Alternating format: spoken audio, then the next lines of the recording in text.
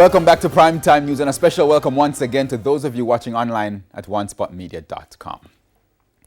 More Jamaicans are set to benefit from the COVID-19 vaccines as the country is set to receive more of the doses than originally projected. Health Minister Dr. Christopher Tufton made the announcement in Parliament today, stressing that vulnerable groups will be immunized first.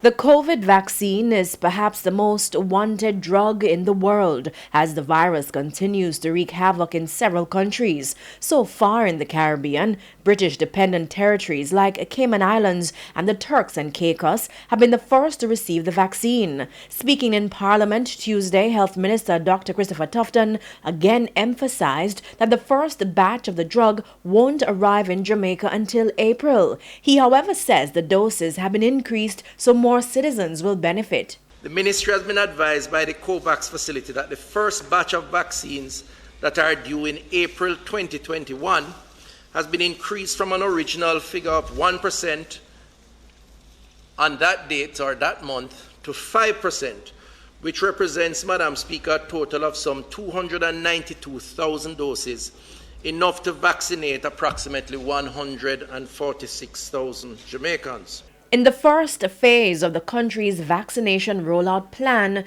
the elderly, healthcare workers, the security forces, the fire brigade, correctional officers, persons employed to Jamaica Customs, nursing homes, members of parliament, senators and local representatives will be immunized. So there is a rationale.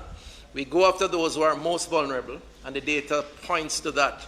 Persons who have died from COVID are normally persons, 80% of the numbers actually, are over 60 with comorbidities. So they are the ones that are at greatest risk. And of course, our frontline workers. Developing countries like Jamaica have been able to access the Pfizer, BioNTech and Moderna vaccines through the COVAX facility, which is a global initiative which ensures the drug reaches those greatest in need. It's a move which the parliamentary opposition is applauding, but opposition spokesman on health, Dr. Morris Guy, had other questions. The assurance given to the parliament, as was given by the Prime Minister in the month of August last year, that all Jamaicans would receive the COVID vaccine free of cost, as was indicated by the Prime Minister, and what provisions will be made in the budget to have this done. The health minister responded in the affirmative, but issued this call. I certainly would like to see the private players offering a window for those who can afford to pay. We look at public health in a holistic way. It's public and private. The more people pay, if they can afford to, through private arrangements, the less stress on the public system. So I wouldn't dismiss the private arrangement, but certainly from the public space, that would be available.